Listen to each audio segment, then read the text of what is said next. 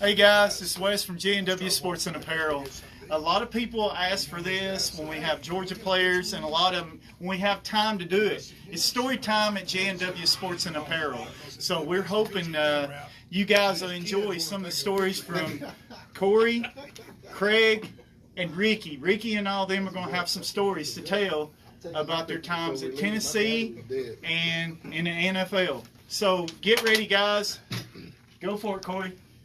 Okay, my first story is going to be, I was a sophomore at the University of Tennessee. I just moved to wide receiver. So we're in Starkville, Mississippi, and we're beating them pretty good. It's 41-10.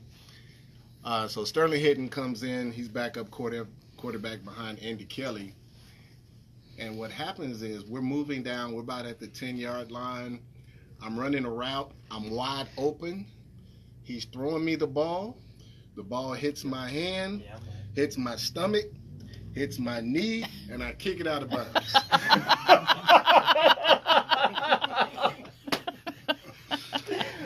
Here's the kicker, though.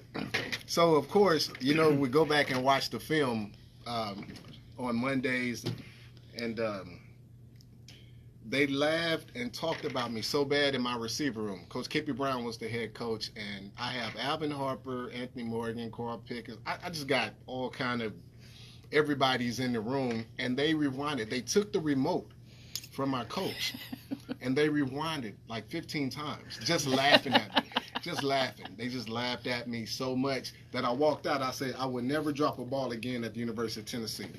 And it wasn't because I dropped the ball. It's because they laughed at me and they dogged me so bad. What I did, it hit my hands.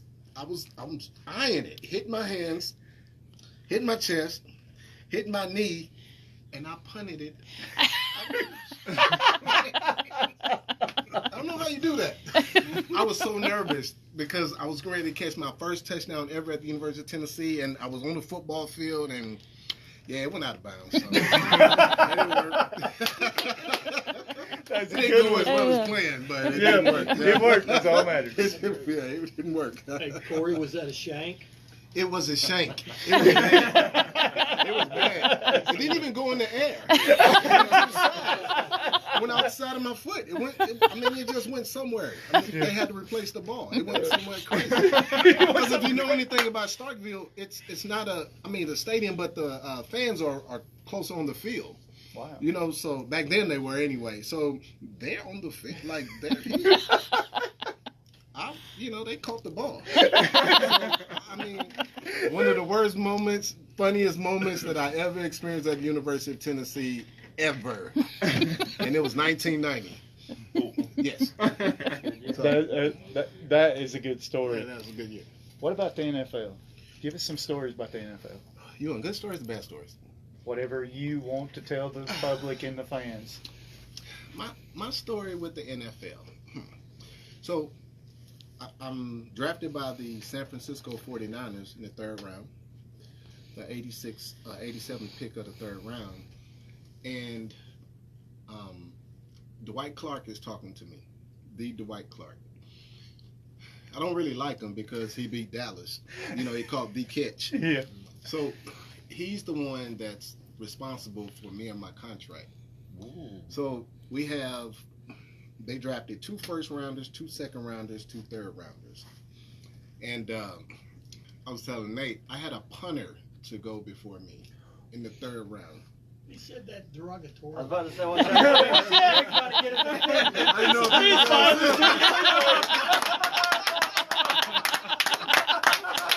if he's going to catch that. He caught it. He caught it good. Yeah, he caught it good.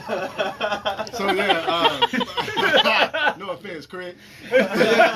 So, this guy goes 85th and I go 87th, and I just couldn't fathom how a punter goes before me in the third round.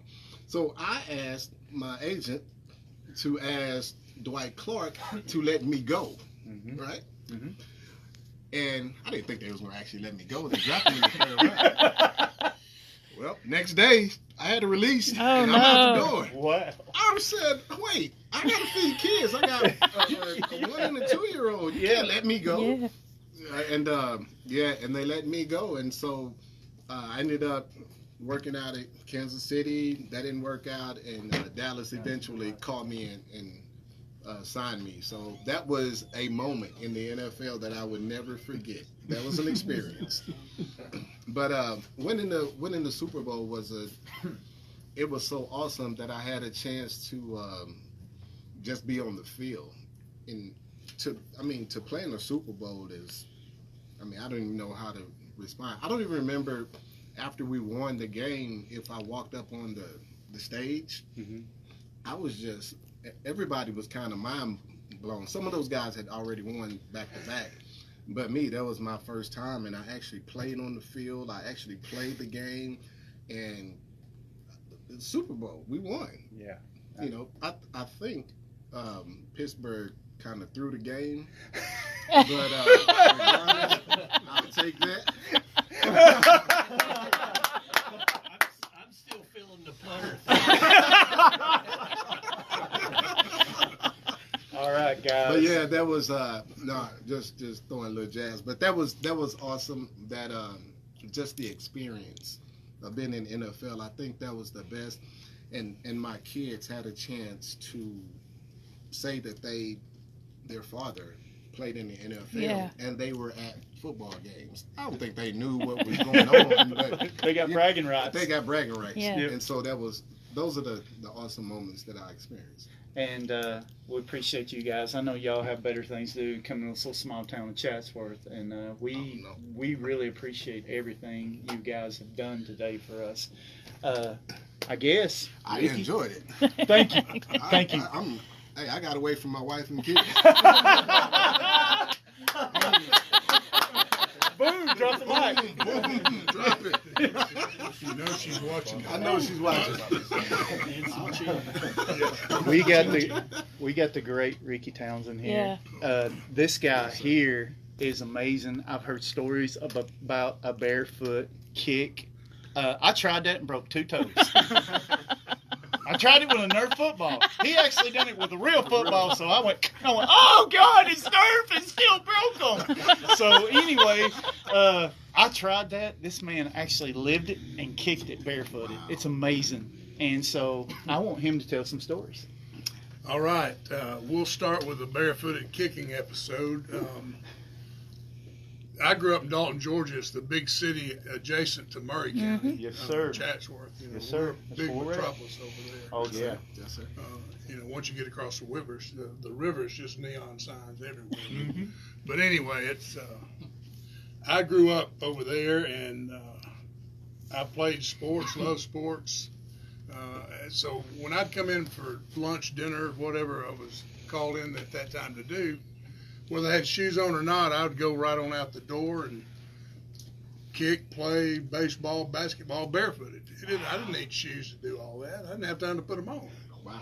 So anyway, get to Tennessee and actually kicked my freshman year. Of course, freshmen couldn't play at the time on the varsity, so we had a freshman team and ended up moving me to fullback that spring, going into my sophomore year. Wow.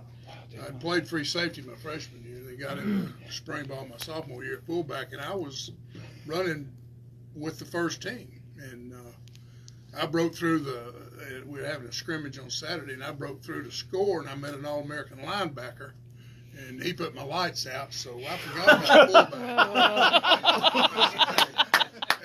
Kicking's a lot easier than running that. So anyway, I'm sitting on the sidelines during the rest of spring, and Coach Battle walked by, and I said, "Look, Coach," I said, I don't want to sit over here. I said, "Give me a bag of balls and a tee, and let me go kick." So he did, and I did, and I was kicking with a shoe on, and so then it came time. Summer practice rolls around, and they're running ads in the paper wanting somebody, whoever knew how to kick, come out and try out for kicking. And I'm thinking, here I am. You're fullback. So anyway, I started kicking more and more and more, and I actually tore the sole off my shoe Wow. during kicking practice. So I just pulled it off, threw it over the side. So I went to meet the ball with the sock on, and I slipped. I said, well, that's not good. So I just pulled the sock off. And I started kicking barefoot and hit that first one barefooted, and it's just a nice big thump, and there it went. Wow. And Coach Battle was up in his tower, and he come running down. He said, let's see that again. So we did it again. He said, let's move back 10. So we moved back 10. I did it again. He said, let's move back 10 more. So we got back to about the 50. And I was hitting 60-yarders, Wow. and this thing just flying, And so he looks at the equipment manager, and he said, Gene says, don't give that kid a shoe.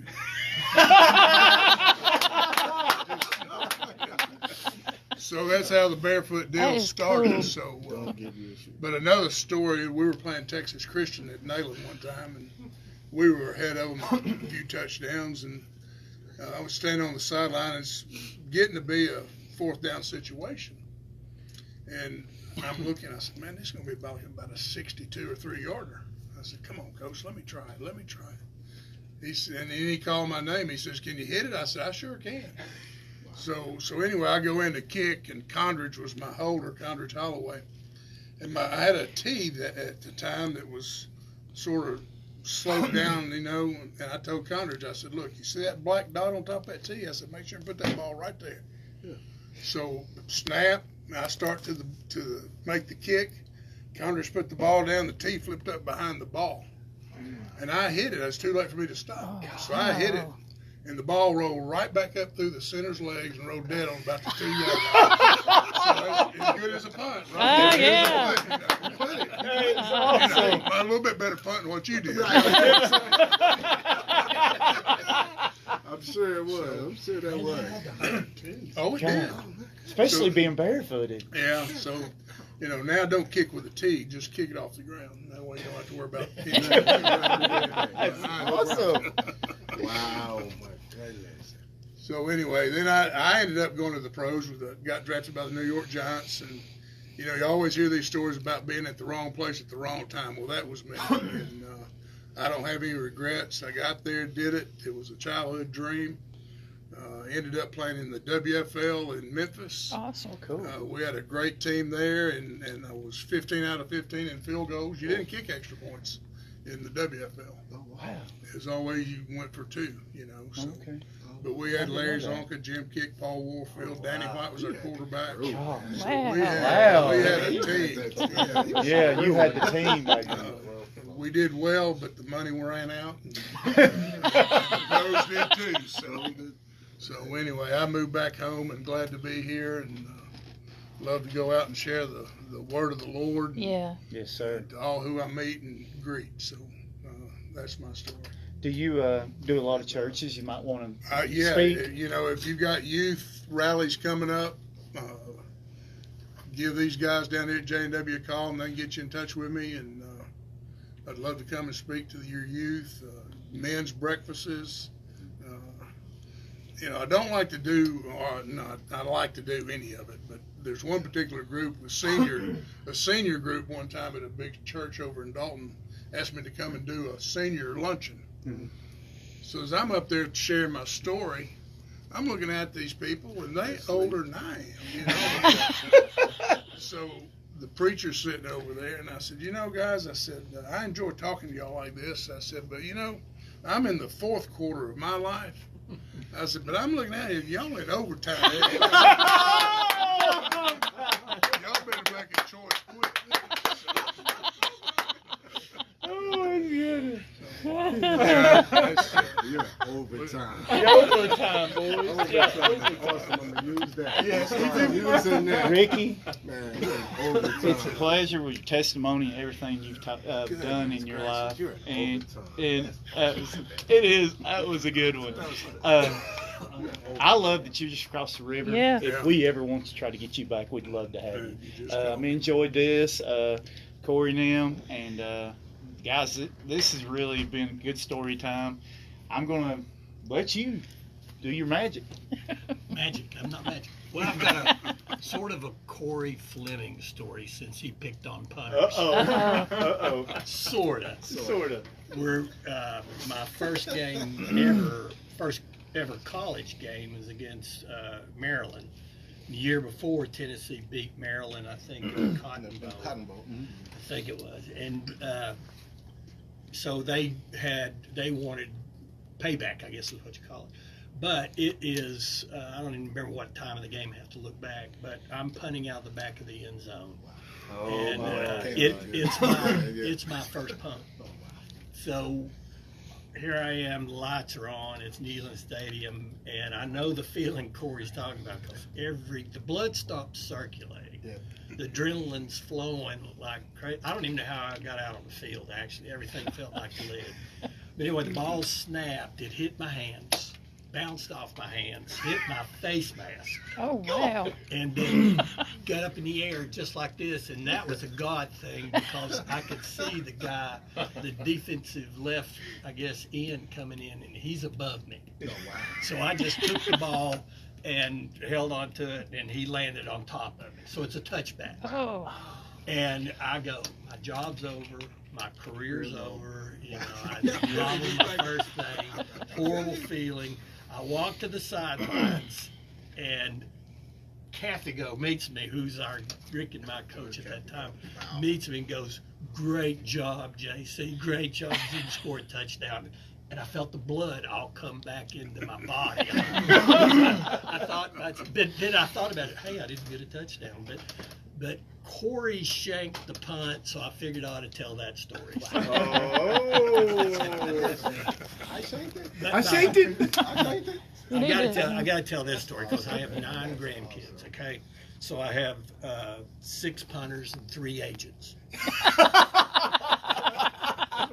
And my oldest, who is 15 now, and he was 14, he said, I'm called JoJo. He said, "JoJo, can you get Jack Lambert's autograph?" And I thought, man, what kind of pressure is this? You know?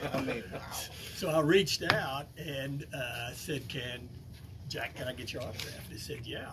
And I was so excited about this, because really Jack was my hero. Bradshaw's my hero on offense. Lambert's my hero on defense, because he literally just trashed people. He was just, he was mean. You know? So, but he's my hero, so he agreed to do it, and he was going to pick up the postage and everything and send it. So the envelope comes. I'm so excited. I'm going to get the philosophy of Jack Lambert. I'm going to find out how he really thinks, and I'm going to be able to pass this on to my grandson.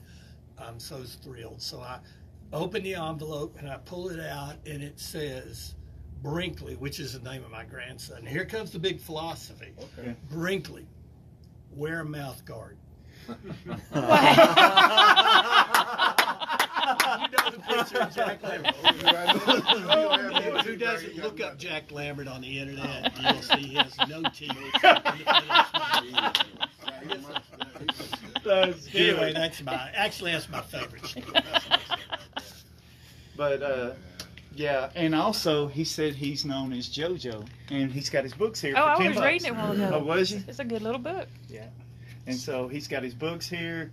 We're hopefully going to have the Food City guys down here. They fed the guys Food City food, and hopefully they can work with Food City on a few things that he's working on.